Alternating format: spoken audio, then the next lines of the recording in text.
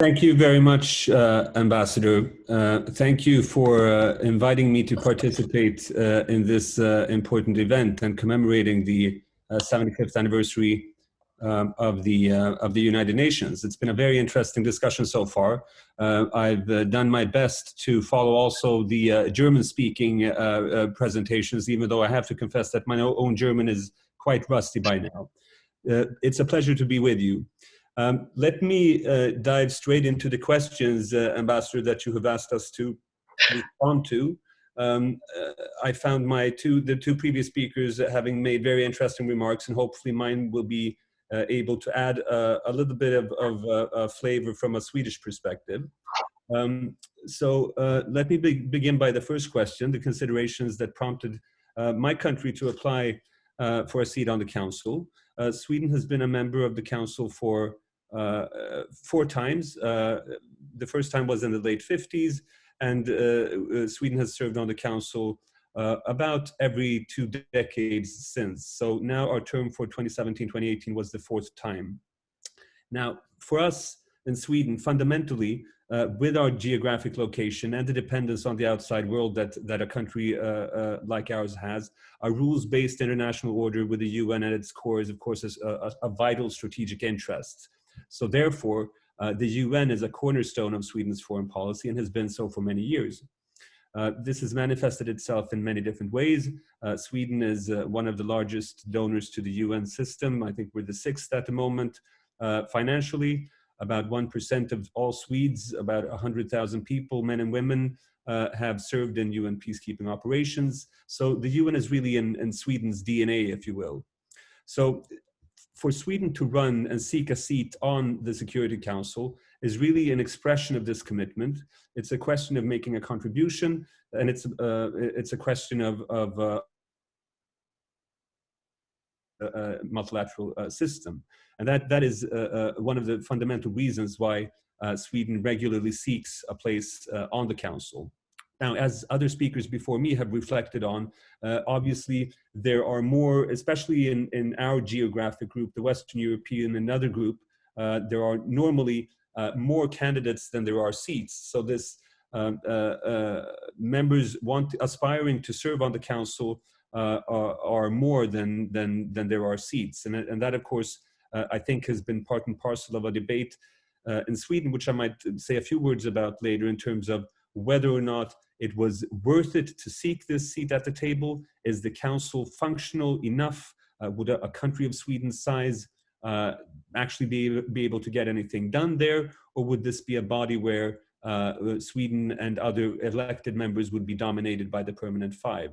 So that was a bit of a domestic debate. And also, of course, the Finnish experience that the professor just referred to before me, having not been successful in getting elected in 2012, had also fed into this domestic debate in Sweden prior to our latest candidature. But I might come back, or I will come back with some responses to that, to those questions as I go through the rest of my reflections here. So let me go to the second question. The objectives of our 2-year membership and our presidencies of the Council. I think that I still say we, since I've been invited here, of course, as a representative of Sweden, even though, as you said, Ambassador, I'm currently serving as a deputy director of SIPRI, so I'm on leave from the Swedish Foreign Service. But anyway, the objectives that Sweden had for the term on the Council were of different characters, if you will. Now, most fundamentally, and with the logic that I started out by describing, what Sweden wanted to do was to contribute to making the Security Council fulfill its obligations and its function according to the Charter as effectively as possible. When Sweden entered on the 1st of January 2017, the state of the world was, I would say, every bit as complicated as it is now, 4 years later.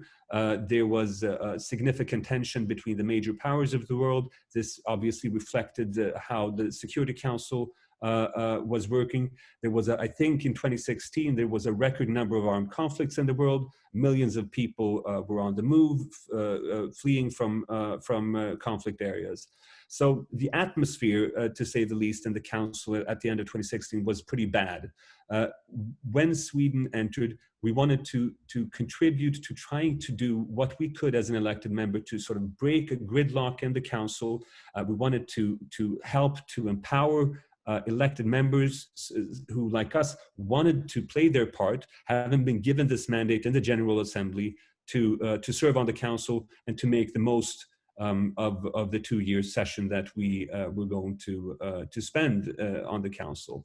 So we did so with an idea of wanting to try to get the council to be as results oriented as possible. We wanted the meetings to be, I should say, by the way, that Sweden entered the council on the 1st of January 2017 by assuming, at the same time as we assumed our first presidency of the council. So this, of course, provided us with a unique opportunity to actually make an initial contribution that already from the very beginning of our term. So we wanted to have that month as being a results-oriented one. We wanted to promote transparency. We wanted the council to also display to the outside world that what discussions we're having, even though they would not always result in a resolution or presidential statement or a press statement or a concrete result like that, we wanted there to be some sort of communication. So we made it into a habit I'm saying this is one example of the things that we did, that even though the council might have spent a session behind closed doors talking about an issue where there was no conclusion, we wanted to have the president of the council go out and make some remarks to the press afterwards. All of this in a spirit to make the council's work more relevant. And I think that was a point that we tried to encourage throughout our term on the council, not only for the 2 presidencies, but in general, encouraging communication and using the working methods of the council to that end. Now, a second approach that we wanted to take to the council was to try to broaden the concept of security, not only regarding the council as a fire brigade, which would come into the picture when a crisis was already in full bloom. So we wanted to try to enhance the role of the council when it came to the prevention agenda. This was very timely because on the 1st of January, when Sweden entered the council, that was also the point in time when Secretary General Antonio Guterres commenced his term. So during that month, we invited him to come to the Security Council to lay out his agenda for how he thought that the UN should work with international security during his term, which very much, as we all know, emphasizes the importance of prevention. So that a good start for that agenda, and something that we tried to maintain throughout our term. And by prevention, I'd extend that concept also by including the issue of peace building, of course. So Sweden was, in fact, during our term, also the informal coordinator between the Peace Building Commission and the Security Council to enhance that link between these 2 bodies. The other 2 areas that I would want to mention in that context of sort of a broadened concept of security was the Women, Peace and Security agenda, which was a major priority during Sweden's term, not for different reasons. One of them being, of course, that Sweden is a country guided by a feminist foreign policy. So this was a major priority. And the effort there was basically, I would say, given the fact that the WPS agenda had already been established, normatively speaking, the contribution that we sought to make was to actually incorporate this agenda into the geographic work of the Security Council. So it was a question of tailoring this agenda in the different country-specific files. So that was a big priority. The second point that I would mention just under this heading before moving on would be the issue of climate and security, which was also one where we felt that we wanted to build on what has been done already by other members before us, but we would take the baton and try to identify ways of breathing new life into this agenda, into the Council, against the backdrop, of course, that I think everybody intellectually realizes, but not everybody is prepared to take the political consequences of realizing the fact that climate change has a very significant impact on international peace and security. So we wanted to come back to that issue, and we did so by different ways. We used our presidencies also to promote that agenda. Finally, under the second question, Sweden, we wanted to be a member state that was able to be active on all files. So I think Ambassador Bereswil, in her reflections earlier, made the point that obviously the Security Council needs to respond to whatever happens in the world. So a lot of what you need to do as a council member is to be able to respond effectively to things that happen. So that was something that we also attempted to do. In our case, one thing that did occur was that during our first presidency in January 2017, the situation in the Gambia occurred. There was a transition from one president to the next. There was turbulence around that. And I think that really prompted us and others to realize that you can't prepare for everything, but you can try to be as prepared as possible to handle these challenges. A few words, perhaps, before moving on to the concluding question. Now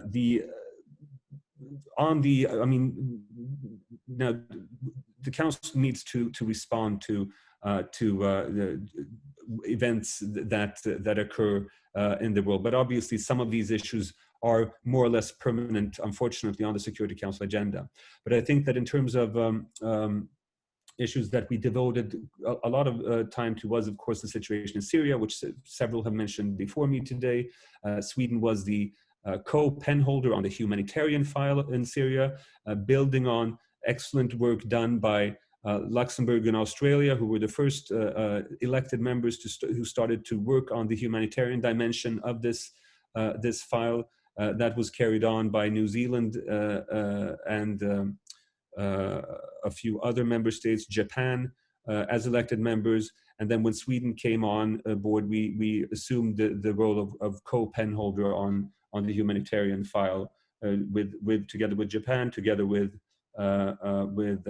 Kuwait in our second year, and Egypt in our first year. And I emphasize this point as an interesting one when it comes to contributions that elected members can make. So I think that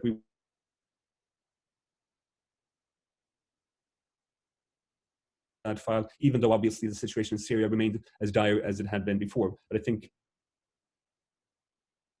another speaker mentioned to me, and actually having an impact, having the Council impact the lives of people on the ground was an important one. And this was a file where this manifested itself. I would also like to mention Yemen as an example there. When Sweden entered the Council, Yemen was more or less a forgotten situation. We wanted to bring more attention to that file as well. But I think that brings me actually to the third and final question, the conclusions that we have drawn from our membership, what results we might have achieved, and I think that very fundamentally, I mentioned some of the work that we did already, and I think that the fact of the matter is that despite the difficulties in the Council and we're all aware of the very detrimental effect that the veto or the threat of the use of the veto has on the work of the Council, despite those odds, I think that we were able to make more of a difference, perhaps, than we had expected. It was a difficult state to deal with. There were deepening rifts between, not least between the permanent members. A lot, became even worse during our term. But I think that for us, what we felt, comparatively speaking, reasonably pleased by was the fact that by methods of the council in order to make the council active. Be transparent, speak to countries on the council agenda, not only about them, involve civil society to a larger degree, which we made a point of during our presidencies, especially inviting women briefers from the countries which were on the council agenda, by deploying innovative working methods using the presidencies. I think that we were pleased that we, at least on the margins, were able to make a difference on the work of the council. I think there were other areas where we also might have seen the DPRK was another example where we really tried to emphasize dialogue. I mean, when it comes to the Security Council involvement with the DPRK, most of it is on sanctions, but I think that we attempted to bring the council also to lend its political weight to positive developments, encouraging dialogue, looking at the humanitarian situation and other things like that, to also bring a positive, the positive power of the council to the certain issues. So I think those were some results that I think were worthwhile mentioning. I should say, of course, also that we had our fair share of disappointments during this period as well. In our case, the two things that stand out that I usually come to think of looking back is Syria, the use of chemical weapons in Syria. You may recall the use of chemical weapons in a place called Khan Sheikhoun. I think this was significant for different reasons, but what happened in the end, despite our best efforts together with the other elected members, was that the Joint Investigative Mechanism, the JIM as it's called, was not extended. We fought hard to extend this mechanism, which served the purpose of establishing that chemical weapons had in fact been used, and that would then be a step in establishing or exacting accountability for those who had used these weapons. We were not able to sort of save this mechanism. Another area where I think that that we need to acknowledge that we were not as successful as we had hoped to be was the situation for the Rohingya in Myanmar, which was another example of a file where it was obvious to the international community that atrocities were being committed. We had wanted to exercise, have the council play a constructive role when it comes to ensuring accountability. We were not able to do so to the extent that we had hoped for. I think that my allotted time is up. But if there is time for questions and answer, I'd be happy to come back to them. I'll just conclude by where I started on the issue of whether or not it was worth it, quote unquote, to be on the council. I would say that from our perspective, and this was actually, like, I think I referred to us having a domestic debate before the years prior to our election. I think that the experience that Sweden has from having served on the council, all in all, was a very positive one in terms of how we felt that we were able to make a positive impact, even though you have to see that in relation to what the alternative might have been. So I think that it activated the whole experience of being a candidate, and I think Professor Russi might agree to this as well. That even though Finland was not successful in its bid for a council in 2012, Finland's bilateral relationships benefited tremendously from running a campaign. I think it forces you, running a campaign forces you to look at yourself. Who are we? What do we stand for? How do we want to present ourselves to others? And that's a healthy exercise for any country's foreign policy, I think. So those things were positive also for Sweden's foreign policy, generally speaking. Also, of course, when you're on the council, you become a different player. You become, all of a sudden you play on the entire keyboard of the UN piano, including the most important ones when it comes to international peace and security. That, of course, is something which makes you interesting in the eyes of others, and something that you can do something which is very constructive about. And I think that in our case, it also strengthened us as an EU member, being a colleague in the EU context where we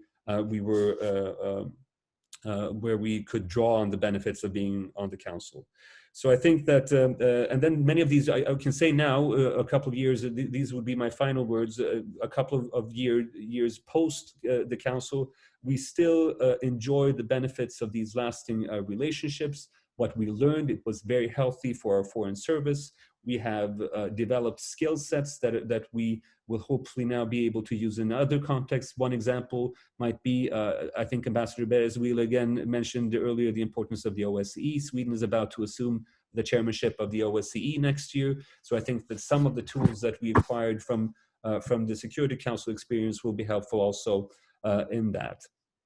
So I think that there were many positive things that came out of this, that I think that the debate that we had prior to serving now in hindsight is not at all there anymore. I think that there's general agreement in Sweden that this was worthwhile and that we would do it again. And for that reason, I can tell you that Sweden has already signed up for a bid in 2035, 36 and for that slot. And that sounds ridiculous perhaps as a time perspective, but that's normally how long ahead of time you need to sign up unless you want to break a clean slate. So with those final remarks, thank you again very much for inviting me. And by the way, the best of luck to Switzerland, whom we have a tremendous working relationship with, not least in New York. Ambassador Bereswil took office while I was leaving, but I can say that I worked very closely with her predecessor, Jürg Glauber, and we've always been very impressed by the contributions by the Swiss team in New York and in general. So the best of luck to you, and thank you very much.